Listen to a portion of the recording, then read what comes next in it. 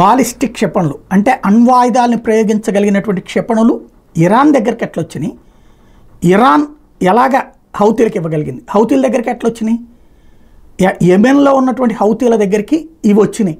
ఇప్పుడు తాజాగా దాన్ని ఇజ్రాయెల్ మీద వాడారు. హైపర్సోనిక్ అంటే శబ్దానికంటే వేగంగా ఉండేటటువంటి క్షిపణుల్ని వాడారు. యెమెన్లోని హౌతీలు ప్రయోగించినటువంటి ఇది ఇజ్రాయెల్ని తాకింది. తొలిసారి సెంట్రల్ ఇజ్రాయెల్ని తాకింది. ప్రాణ నష్టం అయితే ఏమి సంభవించలేదు. రాజధాని టెల్ అవీవ్ దాకా రాగలిగింది.